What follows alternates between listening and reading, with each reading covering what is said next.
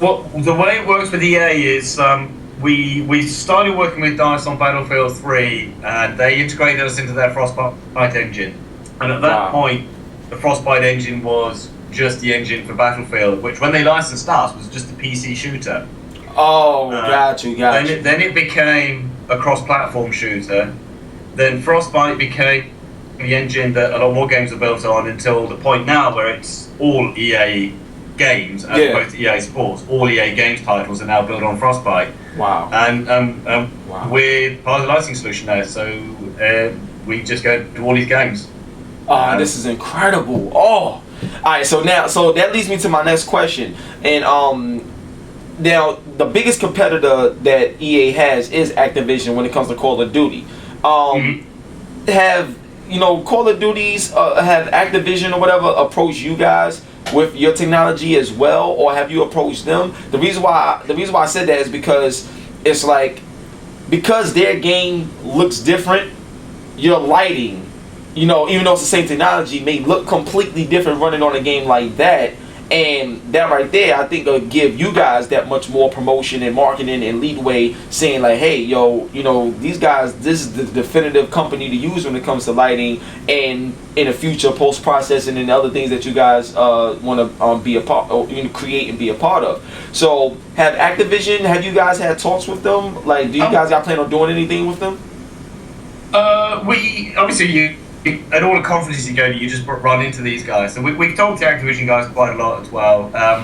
They, certainly for this generation, they had a different focus to DICE. The Activision were their key thing for them was hitting 60 frames a second. Okay. They were absolutely convinced that you needed that. The DICE guys were prepared to trade to 30 frames a second if it got you to a better graphical quality. So I think that was where the trade-off was made. And that kind of meant that for the 360 PS3, we didn't quite sort of fit inside the mindset of the Activision guys. I mean, I think we could have fitted in, but they were trying to fight their battles elsewhere. Okay. On next generation, DICE already committed to 60 frames a second for Battlefield 4 on Xbox One and PS4. So there's sort of no question about, well, Enlighten actually barely affects the frame rate anyway, but there's no question about it, there being any compromises now. So I hope to be talking to the Activision team. I think they're still heads down finishing Ghost at the moment, but hopefully we'll be talking to them afterwards. And I suspect they'll either want to use us, or they'll come up with their own way of doing sort of real-time global illumination calculation. But I think what you can say for next generation is you have to have a solution to this problem going forward. I don't think the completely sort of static baked lighting that we've seen a lot of on this console cycle, I don't think that will cut it on the next generation. Oh wow, that's true. So I got two more questions for you, because I know we coming up on 40 minutes of your time. So I got like two more questions for you. The next question is this: how do you feel about the independent developer scene right now? And like, will your engine, being on Battlefield 4 and other games that you're doing, and also games that you can't mention, that's huge. So like, you guys are becoming that upper echelon. You know what I'm saying? The elite. In the industry, and not everybody could just utilize that. You know what I'm saying? So from an independent developer standpoint, because you got some great games out there like PlanetSide and Warframe, all these games is looking really good. What does an independent developer need to do to be able to utilize your technology? Like, how much money do they have to spend, or is there any type of way you guys could come across an agreement where if you use this, then we get royalties here or something? Because there's a lot of cool ass independent games coming out, but these companies may not have enough money to make their game the way they want to make it, and they will see your technology and be like, yo, we would love to have this, but we can't afford it. If there's a way around that barrier, you know what I'm saying, so they could utilize what you got and help bring them up to speed and make them bigger independent developers, are you guys open to that type of discussion to embrace the industry like that? Yeah, we talk quite a lot to independent developers. Oh really? Okay. And that there are a few out there that are actively using Enlighten. I mean, the one that we've shown are the guys at Lukewarm who produced their little demo video for what hopefully will be a Primal Carnage game. They took a drop of Enlighten. They're using it inside Unreal Engine. Produced a really nice demo for it.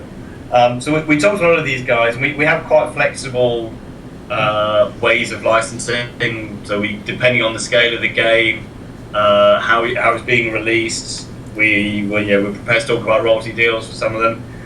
I do have a slight concern at the moment for the indies that a lot of them are producing really good demos and could produce great games, but the publishers are a little bit reluctant to sort of put money behind them at the moment, and I've just got this horrible feeling that there's quite a few games that with a little bit of publisher money behind them could get could get out and get onto PS4 and Xbox One a lot more easily than we're finding at the moment. Because certainly Sony have made it very easy for people to go on and make their game and get onto PS4, but you still need some cash to make the game. It's just not as in plentiful supply at the moment, because a lot of publishers are less interested in publishing third-party titles at the moment. They're just hunkering down and producing their own stuff. So that's a bit of a shame. And the other place where a lot of indies would typically get some investment is through the more sort of mainstream investment guys. But their mind been totally on mobile for the last 2 or 3 years, and nearly all of the games investment funds have a requirement that you must be making a mobile game, because that's where they've been seeing the growth. And I think they're missing the trick, and that there's quite a few, really good-looking indie titles I can see out there that would quickly become big sellers on PS4 and Xbox One. Oh my god. We'll see. I think once the investment community sees that the PS4 and Xbox One have really flown off the shelves and been a big success, then I think the investment money will follow as well, and that will make it easier for them to hit the higher quality bar. There are other things we're doing on our side to make it easier for indies to use Enlighten. Our Unreal integration has been very helpful in that respect, because if you take Enlighten inside Unreal, it's pre-integrated, very little learning curve. It's it's set up in a way that you can essentially just use it from day one. And we're looking at other ways that we can bring those advantages to the indie guys. So doing more plugins for the DCC tools like Max and Maya, so it's just easier for people to use the product. Wow, yo, you don't understand how excited you got me today. Like, because I love games, I go crazy every day, man. You don't understand. I got like over 700 games at my crib. I ended like this year alone. I ended, I think, 17 games like this year alone. Like, you don't understand when I tell you this is my life since I was 4 years old. Like, this is what I do, and it's an honor. I'm so thankful that you took your time out, man. It means so much. I'm gonna make sure this video goes everywhere. People gonna be talking about this shit like crazy. It's gonna be, I'm telling you, it's gonna be huge. The final question, Chris. Final question. You ready? Yep. Alright, cool. This is gonna be great. Alright, okay, so for the final question, right? Now, I was at E3, I was at all the conferences, right? Now, Mark Rain, I got a chance to see him real quick. He was at Sony's conference and stuff like that.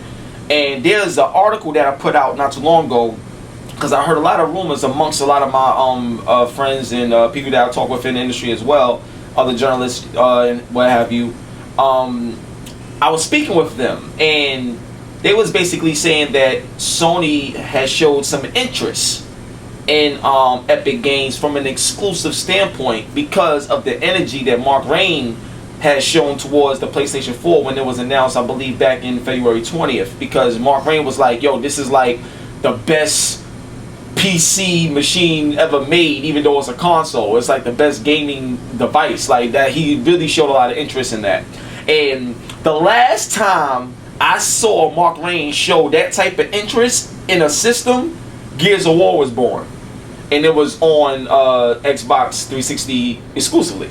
So that brings me up to speed right now, because you told me Unreal 4 is amazing, and a lot of your technology is, your technology is embedded in Unreal, and I'm hearing all this exclusive stuff. There's an exclusive title that you're working on, but you didn't say which system. And when I ask you questions as a fan, you lean towards PlayStation. So you see where I'm coming from. Like, you see how this question is formulating, right? So my thing is there any truth? You don't gotta, I know there's things you can and can't say, but is there any truth, or would it be cool to assume, or whatever, that Sony could possibly have some sort of deal in the works with Epic Games to bring an exclusive title to the PlayStation family? Like, because especially after seeing Infiltrator, I was like, oh shit, like that joint, that demo looked crazy. So what would you say to a question like that?